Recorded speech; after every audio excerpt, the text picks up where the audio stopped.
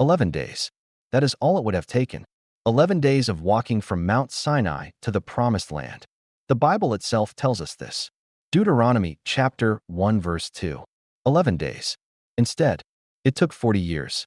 An entire generation.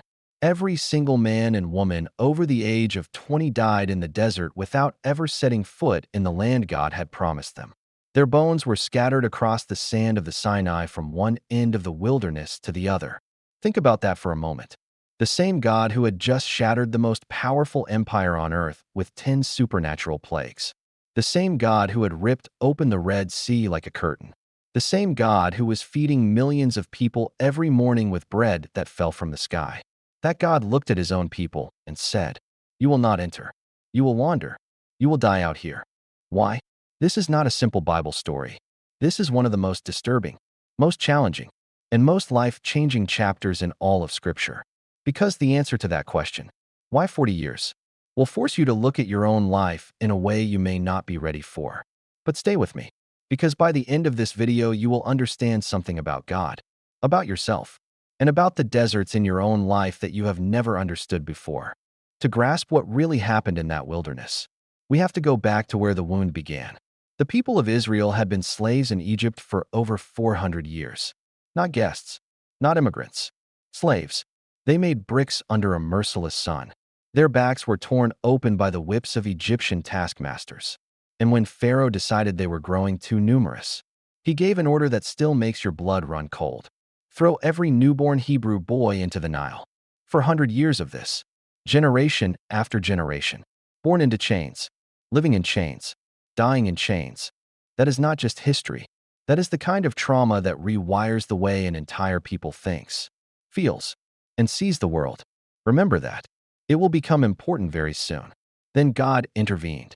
He raised up Moses, a Hebrew baby who had been hidden in a basket on the Nile, found by Pharaoh's own daughter, raised in the palace, exiled to the desert after killing an Egyptian overseer, and finally called back through a bush that burned without being consumed. God told Moses, "I have seen the suffering of my people. I have heard their cry. I know their pain, and I have come down to deliver them." And deliver them. He did. 10 plagues rained down on Egypt, each one more devastating than the last. Each one a direct assault on a different Egyptian god. The Nile turned to blood. Darkness swallowed the land for 3 days. And in the final terrible plague, the firstborn of every Egyptian household died in a single night. Pharaoh broke. "Get out," he said. "Take your people and go." And on that night, the night of Passover, millions of Israelites walked out of Egypt. They walked out carrying gold and silver the Egyptians had given them. They walked out under the protection of a God who had just brought the most powerful nation on earth to its knees. But here is the thing nobody talks about. They walked out of Egypt, but Egypt did not walk out of them. Hold on to that phrase. Write it down if you need to. It is the key to everything that happens next. God took Israel out of Egypt in one night. But taking Egypt out of Israel, the slave mentality, the fear, the victim identity, the distorted view of God, that would take 40 years, and some of them would never let it go. Within days of leaving Egypt, the first test came. Pharaoh changed his mind and sent his entire army, 600 elite chariots, cavalry, infantry, thundering across the desert after the Israelites. Picture this. The Israelites are camped by the Red Sea.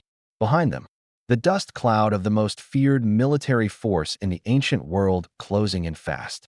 In front of them, nothing but water. They are trapped. And what did they say? Was it because there were no graves in Egypt that you brought us out here to die? We told you to leave us alone. It would have been better to serve the Egyptians than to die in this desert. Did you catch that? They had been free for a matter of days. Days. And already they were saying slavery was better. Already they were rewriting history as if 400 years of whips and chains and drowned babies were somehow preferable to one moment of uncertainty. This is not ancient history. This is human nature laid bare. We do this too. We romanticize the prisons we know because we are terrified of the freedom we do not.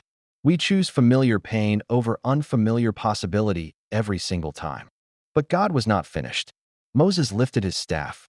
A wind began to blow, a violent east wind that howled through the night. And by morning the sea had split in two. Two walls of water standing like skyscrapers on either side, and between them dry ground. An entire nation walked through on foot. Men, women, children, elderly, livestock, all of them walking on the floor of the sea. When the Egyptian army followed them in, God released the waters. Every chariot, every horse, every soldier gone. In minutes, the most powerful army on the planet ceased to exist. Israel erupted in celebration. They sang. They danced. Miriam grabbed a tambourine. It was the greatest day in their history. Now, here is something most people miss. The Red Sea was not just a rescue. It was a severance. When those waters crashed down on the Egyptian army, they also crashed down on any possibility of return. The road back to Egypt was gone, buried under the sea. God had not just opened a door forward. He had locked the door behind them forever. And yet, and this is the terrifying part, even with the door locked, even with no physical way to go back, the hearts of the people would spend the next 40 years trying to return to a place that no longer existed. The Pharaoh in the water was dead, but the Pharaoh in their heads was still alive. Here is a principle that will change the way you see your own life. God can change your circumstances in a single night, but changing your mind, changing the way you see yourself, the way you respond to fear, the way you trust, that is a process. And sometimes that process takes a very, very long time. How long did the gratitude from the Red Sea last? 3 days. 3 days after watching God split an ocean for them, the Israelites arrived at a place called Marah. There was water there, but it was bitter, undrinkable. And immediately, they turned on Moses. What are we supposed to drink? No prayer. No God. You just divided a sea. Surely you can handle this. Nothing. Just complaints. Just accusations. God responded with grace. He showed Moses a piece of wood to throw into the water, and it became sweet. Crisis solved. Lesson offered. But was the lesson learned? A month and a half later, the grumbling erupted again, this time about food. And the words they used are shocking. If only we had died in Egypt. At least there we sat around pots of meat and ate all the food we wanted. You have brought us into this desert to starve us to death. Listen to what they are doing. They are romanticizing slavery. They are talking about the pots of meat in Egypt as if they had been dining at Pharaoh's table. They were slaves. Slaves do not sit around pots of meat. But the human mind has an incredible ability to rewrite the past when the present is uncomfortable. And here is where it gets personal. How many of us do the same thing? How many of us look back at a toxic relationship, a dead-end job, a destructive habit, and think, at least I knew what to expect? How many of us would rather go back to a familiar cage than walk into an unfamiliar freedom? God could have responded with anger. Instead, he responded with bread. That evening, flocks of quail covered the camp. And the next morning, when the dew lifted, the ground was covered with something no one had ever seen before. A thin white flake-like substance, sweet like honey wafers. Man who? The people asked. What is this? And so it was called manna, bread from heaven. Every morning for 40 years, manna appeared on the ground. Every family gathered just enough for that day. If you tried to hoard it overnight, it rotted and filled with worms. If you gathered too much, you ended up with only what you needed. If you gathered too little, you still had enough. This was not just food. This was a daily masterclass in trust. Every single morning, you had to believe that God would provide again. You could not stockpile grace. You could not save up faith for a rainy day. You had to wake up, step out, and trust every single day. Moses himself later explained the deeper meaning. Deuteronomy chapter 8. He humbled you, causing you to hunger, and then feeding you with manna to teach you that man does not live on bread alone, but on every word that comes from the mouth of God. Think about what God was doing here. He was reprogramming an entire nation's understanding of provision. In Egypt, bread came from Pharaoh. You worked for it. You earned it. You depended on a human master for survival. In the desert, bread came from heaven. You did not earn it. You could not earn it. You woke up and it was there. God was systematically dismantling the slave economy in their minds and replacing it with a grace economy. You do not work for my love. You receive it every morning fresh. And here is something that should stop you in your tracks. When the Israelites tried to stockpile the manna, when they gathered extra and tried to save it overnight, it rotted. It filled with maggots. It stank. But on Friday, when God told them to gather double for the Sabbath, the extra portion stayed perfectly fresh. The same manna, the same conditions, different result. Why? Because obedience preserves what hoarding destroys. When God tells you to save, it lasts. When you try to save out of fear and distrust, It rots in your hands. Thousands of years later, when the devil tempted Jesus in the wilderness, what did Jesus say? The exact same words from Deuteronomy. Man does not live on bread alone. The manna was not just provision for Israel. It was a prophecy pointing to someone far greater. Jesus himself would later say, I am the bread of life. Your ancestors ate the manna in the wilderness and they died. But here is the bread that comes down from heaven so that anyone may eat of it and not die. The manna was always pointing to him. But the complaints did not stop. At Rephidim, they quarreled again over water. Moses cried out to God, What am I supposed to do with these people? They are about to stone me. God told Moses to strike a rock with his staff. Water poured out. Another miracle. Another complaint resolved. Another lesson ignored. Then came Amalek, Israel's first battle as a free people. And it taught something that every one of us needs to hear. While Joshua fought on the plain below, Moses stood on a hilltop with his arms raised to heaven. When his arms were up, Israel won. When his arms dropped from exhaustion, Amalek won. So Aaron and Hur stood on either side of Moses and held his arms up until sunset. Victory did not depend on the size of the army. It depended on the posture of the leader and the support of the community. Nobody wins alone. Not in war. Not in life. Not in faith. Now we come to Sinai. And here the story takes a turn that will determine everything. 3 months after leaving Egypt, the people arrived at the foot of Mount Sinai. The mountain shook. Smoke poured from its peak like a furnace. Lightning split the sky.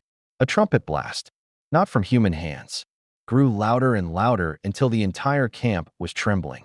And God spoke out loud to an entire nation. He gave them the 10 Commandments. And notice how he began. Not with a demand, with a reminder. I am the Lord your God who brought you out of Egypt, out of the land of slavery. First grace, then law. First the rescue, then the response.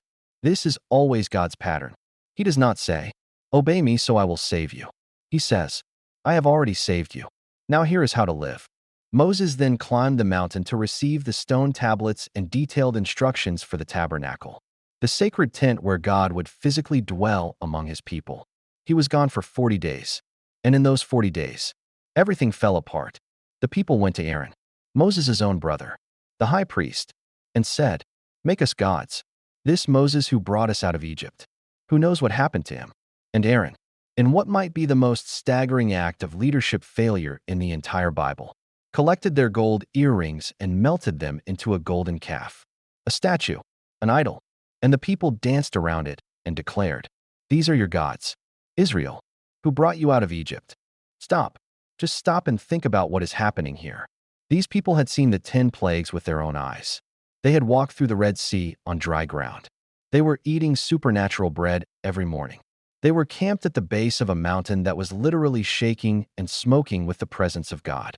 And in 6 weeks, they melted their jewelry into a cow and worshipped it. This moment shatters one of our most deeply held assumptions, that if people just saw enough evidence, they would believe. If they just witnessed enough miracles, they would be faithful. No, evidence does not produce faith. Miracles do not transform hearts. You can watch God split the sea on Monday and build an idol on Tuesday, because the problem was never a lack of evidence. The problem was the condition of the heart. And notice what they did. They did not create a new god. They made a calf, the sacred bull of Egypt, Apis, Hathor, the gods they had grown up with in slavery. When the pressure came, when the waiting got too long, they did not reach for something new. They reached back for something old, something Egyptian, something familiar. This is what makes the golden calf so devastating. It was not just idolatry. It was regression. It was proof that even standing in the shadow of Mount Sinai with the smoke of God's presence still rising behind them, the pull of Egypt, the pull of the old identity, the old gods, the old way of thinking was still stronger than the pull of freedom. Have you ever seen this in your own life? You experience a breakthrough. You hear from God clearly. You step into something new. And then the moment things get uncomfortable or uncertain, you find yourself reaching back for the very thing God delivered you from. The old habit, the old relationship, the old mindset. That is the golden calf. And we all build them. And that is precisely why the desert was necessary. When Moses came down and saw the golden calf, he smashed the stone tablets on the ground. The covenant was shattered before it was even ratified. God called them a stiff-necked people, like a stubborn ox that refuses the yoke. But through the intercession of Moses, God did not destroy them. He forgave. The tablets were rewritten. The covenant was renewed. But the pattern had been established. This people needed more than a miraculous exit from Egypt. They needed a complete internal renovation. And that kind of renovation does not happen in a day, a week, or even a year. Now we arrive at the moment that changed everything. The hinge point. The single event that turned an 11-day trip into a 40-year sentence. 2 years after leaving Egypt, the Israelites arrived at Kadesh Barnea. They were standing at the southern border of the Promised Land. They could see it. The destination was right there. Moses sent 12 scouts, one from each tribe, into Canaan to explore the land. They were gone for 40 days. 40 days, the same number that will come back to haunt this entire story. When they returned, they carried a cluster of grapes so massive that 2 men had to carry it on a pole between them. Think about that. A single cluster of grapes so large it required 2 grown men and a wooden beam. They also brought back pomegranates and figs. For a people who had eaten nothing but manna for 2 years, this fruit was proof that the Promised Land was not a fairy tale. It was real, it was rich, and it was right there for the taking. The land is incredible, they reported. It flows with milk and honey. But then came the word that destroyed a generation. However, the people who live there are powerful. The cities are fortified, and we saw the descendants of Anak, the giants. Now, here is something I need you to notice. All 12 scouts agreed that the land was good. Every single one of them saw the grapes, the milk, the honey. The facts were not in dispute. What divided them was not what they saw. It was how they interpreted what they saw. 10 scouts looked at the evidence and saw defeat. 2 looked at the same evidence and saw victory. Same land, same giants, same God. Completely different conclusions. Because the difference was never in the data. It was in the lens. And the lens was shaped by identity. 10 of the 12 scouts said something that reveals the depths of their broken sense of self. We seem like grasshoppers in our own eyes. And we looked the same to them. Grasshoppers. After everything God had done, they looked at themselves and saw insects. This was not a military assessment. This was an identity crisis. They did not say the giants are too strong for God. They said we are too small. 400 years of slavery had convinced them that they were nothing. And no amount of miracles had been enough to change that conviction. Only 2 scouts, Joshua and Caleb, saw it differently. The land is exceedingly good. They said, if the Lord is pleased with us, He will lead us in and give it to us. Do not be afraid. Their protection is gone, and the Lord is with us. The people's response. They wanted to stone Joshua and Caleb. They wanted to kill the only 2 men telling the truth. And then they said the words that sealed their fate. Let us choose a leader and go back to Egypt. Back to Egypt. After the plagues.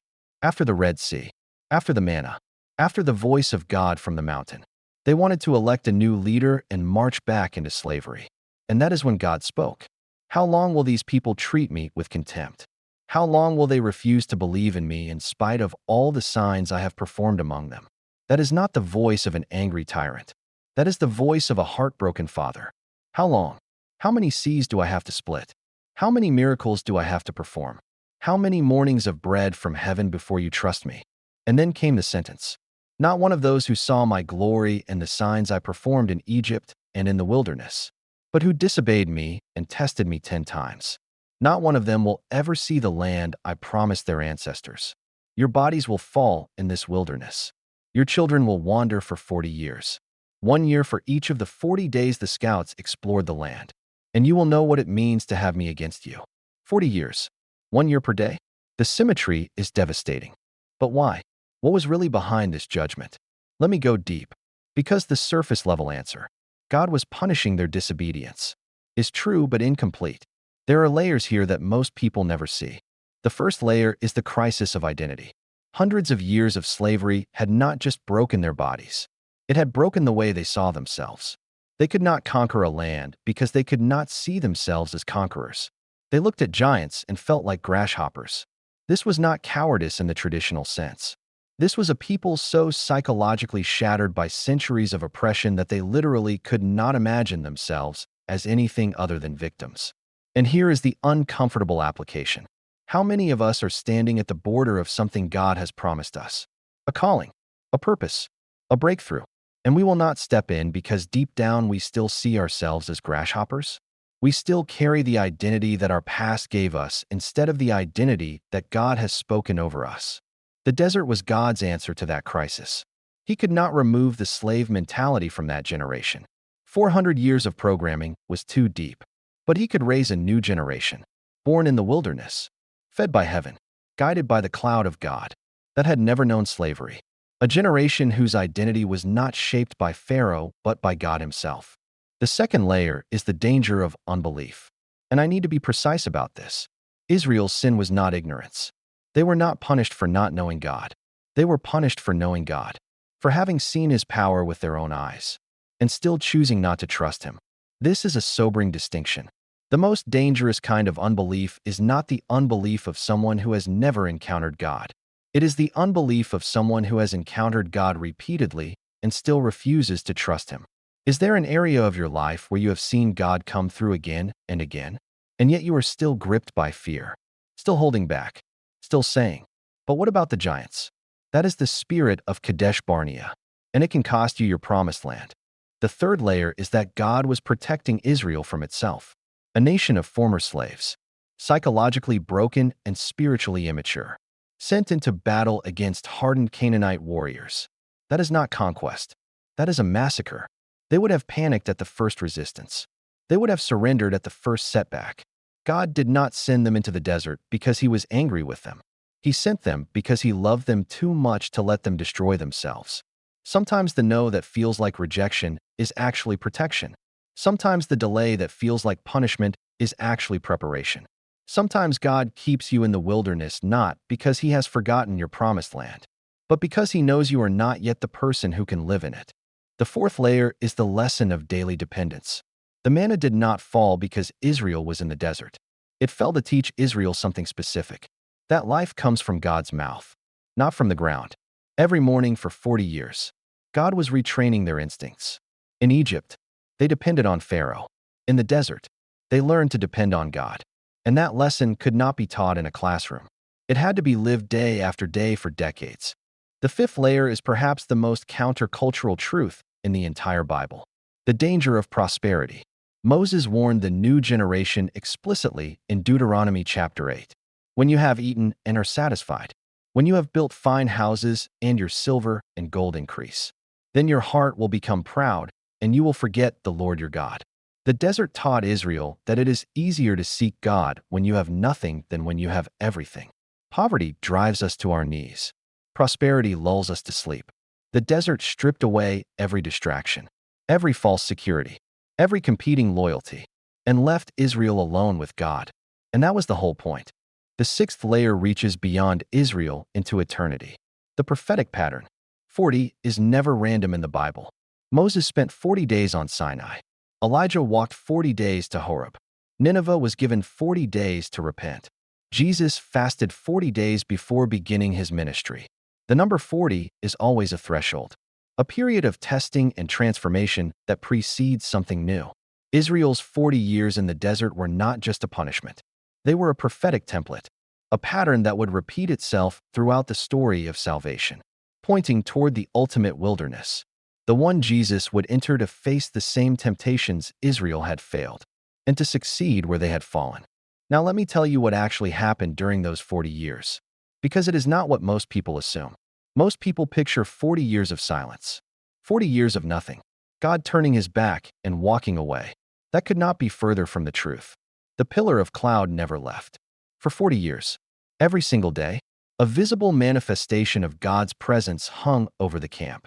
Cloud by day to shield them from the desert sun, fire by night to light the darkness. When the cloud moved, they moved. When it stopped, they stopped. Every day, all they had to do was look up. And there was the proof. God is still here. The manna never stopped. For 40 years, God cooked breakfast for an entire nation. Every morning, without exception, bread appeared on the ground. In a desert where nothing grows, millions of people ate every day. That is not abandonment. That is relentless, stubborn, daily faithfulness.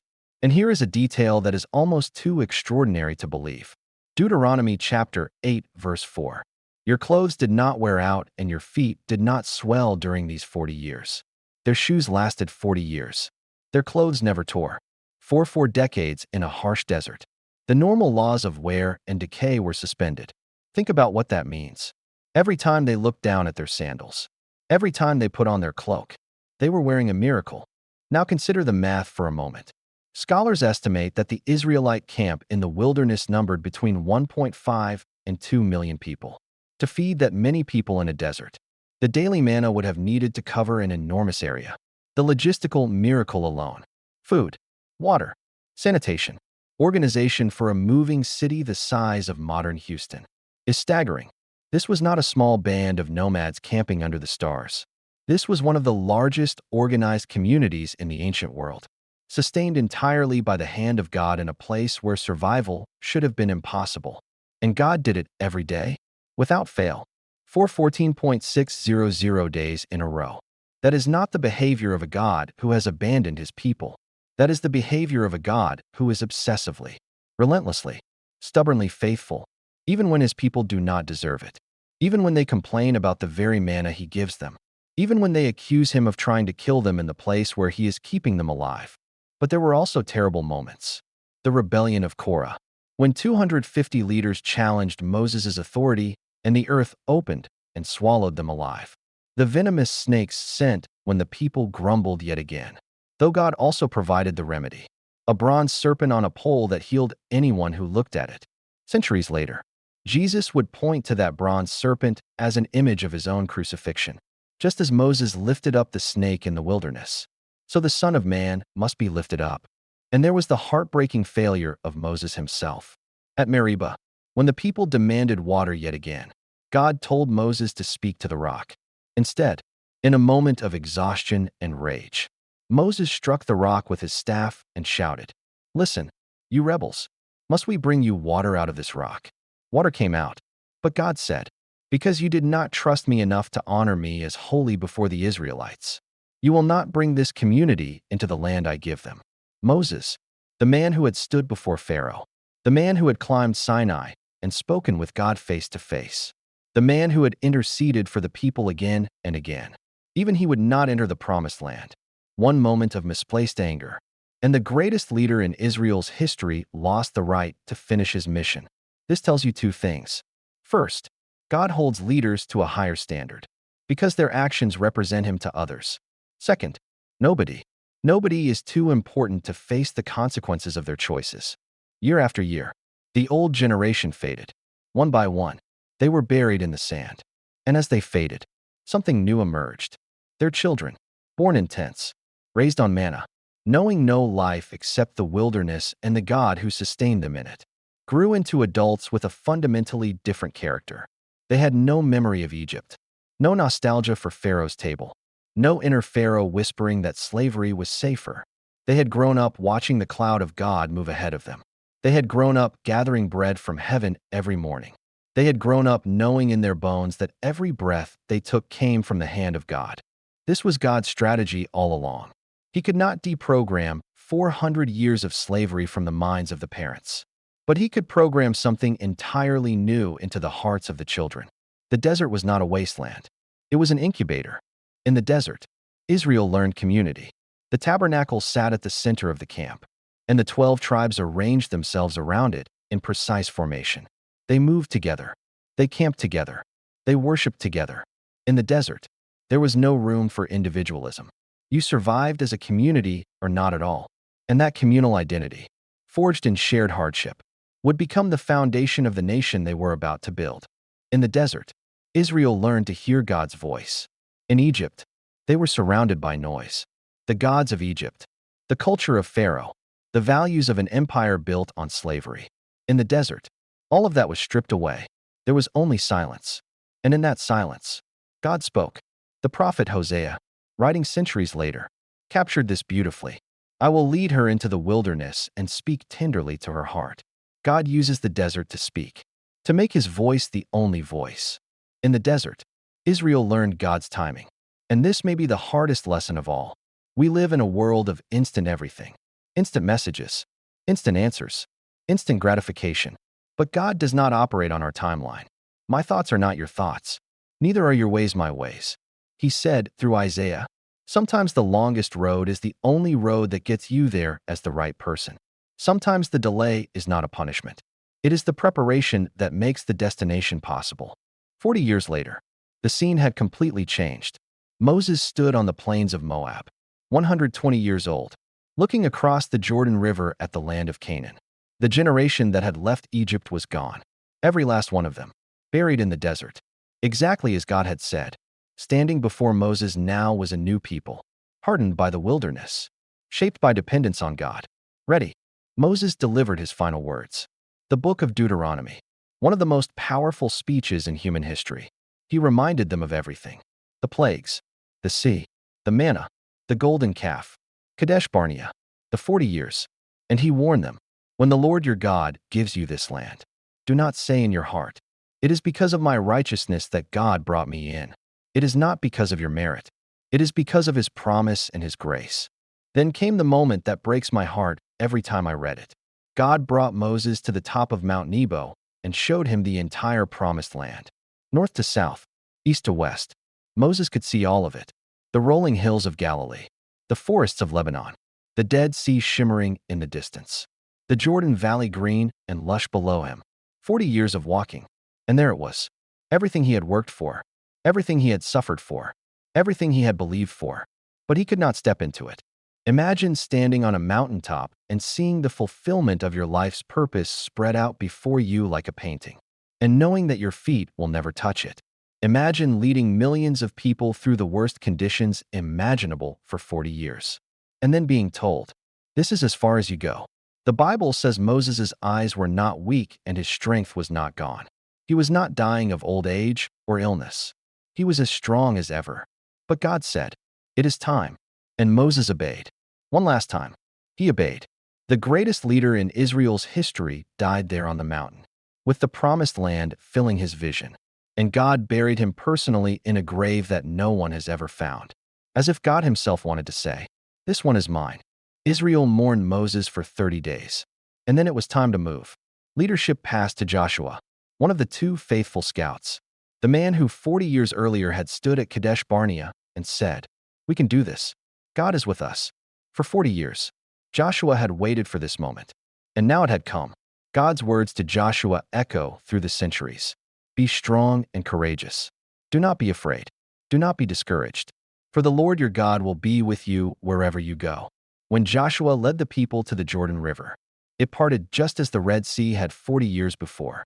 The new generation walked through on dry ground, just as their parents had. But this time, they did not look back. The manna stopped the very next day. For 40 years, bread had fallen from the sky, and then, without warning, it ceased, because they no longer needed it. They were in the land. The time of preparation was over. The time of possession had begun, and this new generation did what their parents had been too afraid to do. They fought. They conquered, city after city, battle after battle, not because they were stronger, not because they were braver, but because they had been forged in the desert, because they knew who their God was, because they had no Egypt to go back to, and no Pharaoh in their heads telling them they were slaves. Now I want to tell you something about a man named Caleb, because his story might be the most inspiring thing in this entire account. Caleb was one of the two faithful scouts at Kadesh Barnea. When everyone else said, we cannot do it, Caleb said, we certainly can. For that faith, God spared his life. But Caleb still had to walk through the desert for 40 years alongside the generation that had failed. He watched his peers die, one by one, year after year. He waited for 40 years. When the conquest finally began, Caleb was 85 years old. 85. Most people at that age are looking for rest. Caleb was looking for a fight. He went to Joshua and said something that still gives me chills. Give me this mountain, not a valley, not a plain, not a piece of land that had already been cleared. He wanted the mountain, the specific mountain where the giants lived, the Anakim, the very same giants that had terrified the other scouts 4 decades earlier. And he said, I am still as strong today as the day Moses sent me out. My strength now is as my strength was then, for war and for going and coming. 40 years of desert did not weaken Caleb. They forged him. While the faithless generation saw those years as a death sentence, Caleb saw them as training. Same desert, same years, completely different outcome. Because the difference was never in the desert. The difference was in the heart. And that is the question that this story puts in front of you today. Are you in a desert right now? Maybe you have been there for a long time. Maybe you feel forgotten. Maybe you have been praying and nothing seems to be changing. Maybe you look around and see nothing but sand and silence, and you are wondering if God has abandoned you. He has not. Maybe your desert is a season of waiting, waiting for a door to open, waiting for a prayer to be answered, waiting for something to change that has been the same for so long you have stopped believing it ever will. Maybe your desert is a season of loss, the loss of someone you love, the loss of a dream, the loss of the life you thought you would have by now. Maybe your desert is loneliness, or illness, or failure, or that crushing feeling that everyone else has crossed their Jordan while you are still stuck in the sand. I need you to hear this. Every desert has an expiration date. 40 years is the longest desert in the Bible, and even that one ended. The Jordan parted. The manna stopped because it was no longer needed. The land of milk and honey was real, and the people who endured the desert walked into it. Your desert is not forever, but what you do in the desert determines what you carry out of it. Caleb carried strength. The grumblers carried nothing. They did not even make it out alive. The manna is still falling. The cloud is still there. Your shoes are not wearing out. God is not punishing you. He is preparing you. The desert is not your destination. It is your training ground. It is the place where God strips away everything that is not essential, so that the only thing left is you and Him. But here is what you must decide. Will you be the first generation or the second? Will you spend your desert years grumbling, looking back, wishing for the pots of meat in Egypt? Or will you be like Caleb, using the waiting to grow stronger, to deepen your trust, to become the person who can walk into the promised land and actually possess it? The difference between 11 days and 40 years was never about distance. It was about the heart. God is not asking you to be perfect. He is asking you to trust Him, to stop looking back, to stop seeing yourself as a grasshopper, to stop trying to elect a new leader and go back to Egypt. He is asking you to look at the giants in your life and say what Caleb said. Their protection is gone. The Lord is with us. Your promised land is real. It is not a fantasy. It is not just for other people. God promised it to you. And God does not break His promises. But you have to be willing to cross the Jordan. You have to be willing to face the giants. You have to be willing to let the desert do its work in you. Because the God who brought you out of your Egypt is the same God who will bring you into your promised land. The God who has been feeding you manna in the wilderness is the same God who has milk and honey waiting on the other side. The God who has been with you in the fire by night is the same God who will fight your battles in the daylight. 40 years of manna every morning. 40 years of cloud by day and fire by night. 40 years of clothes that never wore out. 40 years of presence. Constant, faithful, stubborn, unshakable presence. Even when His people grumbled and complained and begged to go back to chains. If God was that faithful to a people who tested Him 10 times, He will be faithful to you. If God did not give up on Israel in the desert, He will not give up on you in yours. Even in the desert, God satisfies. Even in the waiting, God provides. Even in the silence, God speaks. And on the other side of your wilderness, there is a land flowing with milk and honey with your name on it. Do not die in the desert looking back at Egypt. Cross the Jordan. Take the mountain. Your 40 years can end today. I want to leave you with one final image. When Joshua led the people across the Jordan, God told him to have 12 men pick up 12 stones from the middle of the riverbed and stack them on the other side. A monument, a pile of rocks. And God told Joshua why, so that when your children ask tomorrow, "What do these stones mean?" you can tell them, "This is where God brought us through." One day you are going to look back at this season of your life, this desert, this waiting, this struggle, and you are going to stack your own stones. You are going to tell someone, "This is where God sustained me. This is where He fed me when I had nothing. This is where He carried me when I could not walk. This is where I learned to trust Him." Your desert is not the end of your story. It is the chapter that makes everything after it possible. If this video spoke to you, leave a like, subscribe so you do not miss what is coming next, and share this with someone who needs to hear it. Someone who is in their own desert right now and needs to be reminded that God has not forgotten them. May the Lord bless you and keep you.